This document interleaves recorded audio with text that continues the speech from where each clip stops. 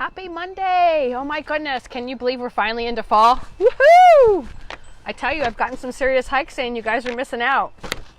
You'll have to come out when we have that retreat in Sedona in March. It's looking like. I haven't finalized all that stuff, but I am going to be having an in-person retreat out here in the wonderful Sedona. So if you guys are familiar with that area, or if you've never been, Sedona is one of, hi Keon, how are you?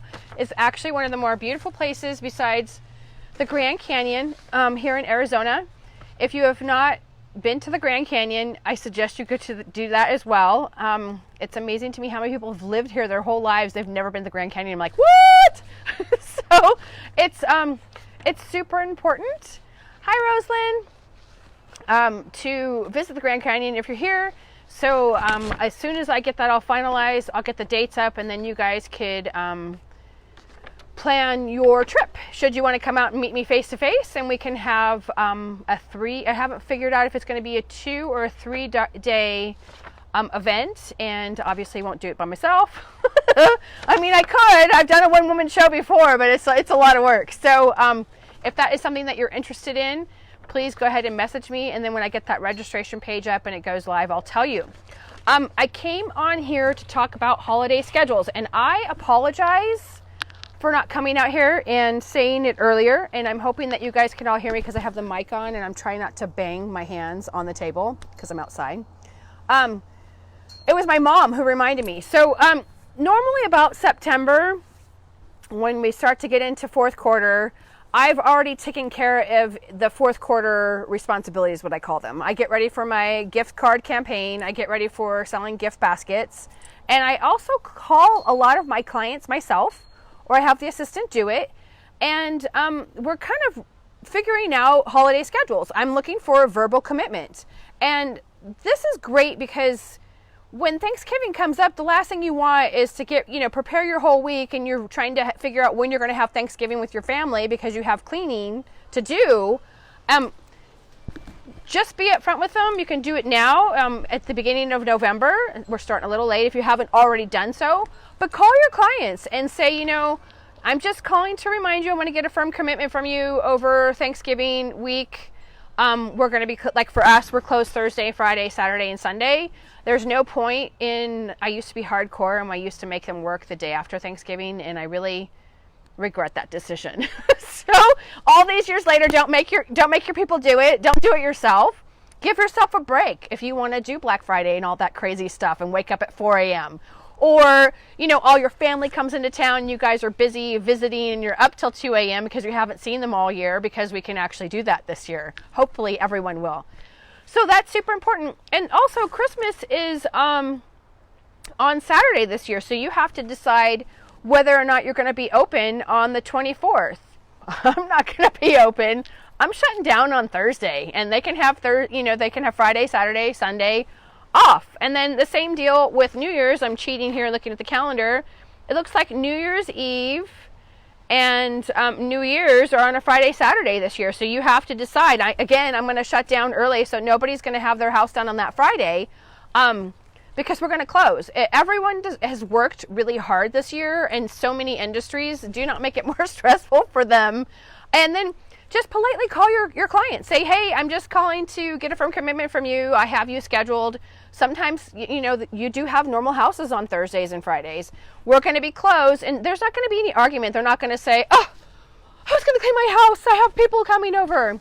And you're just going to have to say, I'm really sorry, so that, my helpers can spend time with their family. We're closed. So that's super important. And if you haven't done so, factorymart.com, I'm pretty sure that is the actual website. You can actually order plastic gift cards. I'll dig around and see if I can find my old ones from Castle Keeper, and then you can hand write the information on the back, which gives you a lot more freedom than if you have them pre-printed, and it costs a little bit more. But if selling gift cards, gift baskets is actually how you sell gift cards.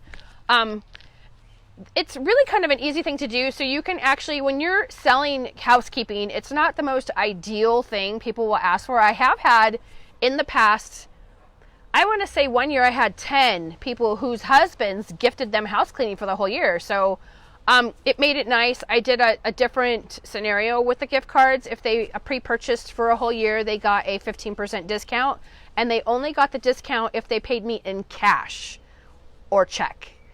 And then I would hold the funds in escrow. But it was always nice to have, then we could have, if I had 10 of them, I'll do it. And you have to be able to budget that. You don't want to give out too much of a discount. I'll throw your whole budget off, especially if you do it 10 times. I just was larger at the time, so I could afford to do it. Because you have to be able to anticipate if you were to do cleaning for a reason, or if you had to re-clean and all that other stuff. There's a percentage. Anyway, I digress.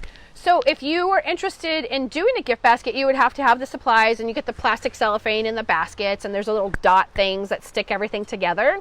And what you would do is you would go, like, usually a food basket, or if it was a lot of, during wedding season, I used to sell a lot of gift baskets. Oh my gosh, I think one season I sold 150 of them. And it was all, I went to the bridal show, that's how I did that. And I just had people who were getting married, so I'd sign them up, and I would actually sell them the gift basket, and I had an actual one there, and then they would fill it out. It was all done old school. There was no website, there was no lead page, there was nothing. And they were all local here, so they would either come up here on the weekend and pick it up, or I would ship it depending on the situation. Sometimes it was mom and dad who wanted to give the newlyweds with the champagne flutes, house cleaning. So it just depended on what the situation was, but I was able to accommodate a lot of people at the bridal show. And Christmas was another big time. Valentine's Day is also another big day for gift baskets, as well as Mother's Day. Just know that you have to train your clients to ask for it. So you would start off with the flyer or a postcard, just to let you know we're taking gift basket orders.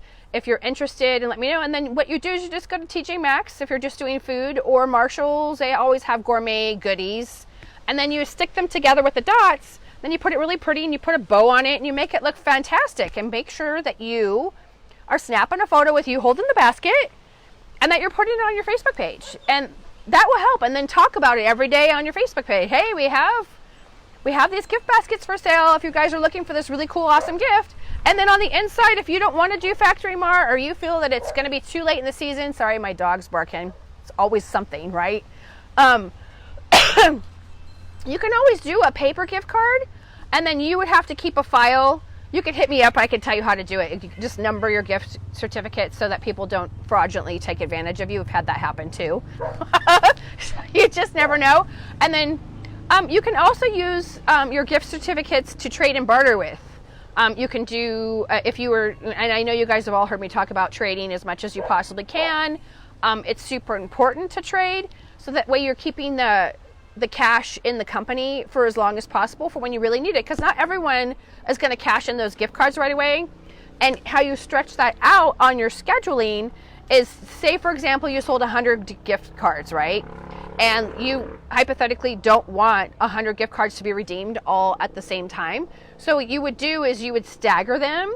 So you would just tell them, hey, I only thank you so much for calling. And then if it's only a $50 gift card, then you would actually give them a bid, and then you would deduct the $50 off, and then you say, this is roughly what I think your bill is going to be. And then you kind of go from there. And sometimes they'll sign on for regular service, sometimes they won't. It just depends on your situation. But that is super important if you want to do any gift card / gift basket gifts. You can also give them away at your chamber. That's also a really cool thing. You can silent auctions. I'm always on the fence with silent auctions. It's always exciting when you're on the receiving end, when you're getting something that's like $400 in value and then you didn't pay very much for it. I like the giveaways that have the tickets that you buy, because I feel that it puts more value into the charity that you're giving than the actual person who paid $5. Because it's not really fair that business donated a $400 thing and so-and-so bought it for $5 and then they don't have any perceived value. So that's just my opinion on it. Anyway, I hope that you guys are well. I do have a couple of spots open on next week's calendar. If you want to see if I'm your person and you want to work with me one-on-one, we're more than welcome to do that. And I also have what did I decide on the name? The 100K Cleaning Business Masterclass coming up in November. I should have the registration page. It's my fault that's not done because I couldn't think of the copy to write. So, creative sparks, woo! So, yes, It will actually hopefully be out. The registration page will be out to register for that, and I won't do it old school like we did with the other two master classes, the pricing blueprint, but we are going to have an official registration page, and then it'll kick into the CRM, and then hopefully the booklet is what I'm hoping will be delivered automatically and we'll have to do it by hand. So hi Allison, how are you? So that's what my suggestion is for your fourth quarter. So call your clients if you haven't done so already, and just say, hey, I hate to bug you in the evening, but I just want to get a confirmation for the schedule. And then sometimes they'll be like, oh yeah, I was supposed to tell you and I forgot. My daughter is flying me out to Florida for the winter, and I'm going to be gone from Thanksgiving to after New Year's. And that's good to know, because then you can fill up their spots while you're open, right? So call your clients. FactoryMart.com, I'm pretty sure that is the name of the website if you want to buy the plastic gift cards. And I have a picture of the back of what mine says. I'll dig it out in my office downstairs so you guys can look at it. And then gift baskets, really easy to do. And then especially if you plan on doing gift baskets later, Christmas is a great time to buy gift baskets for Valentine's Day because they're both red. So there's a lot of things that you can actually work into Valentine's Day. And then Mother's Days tend to be more yellows, but you just never know what will work. Some areas sell gift baskets more than others. I live in a more rural area, so it just depends on the situation. Excuse me. At least I'm not sneezing today, even though it's windy. All right, so I look forward to talking to all of you, and you guys take care.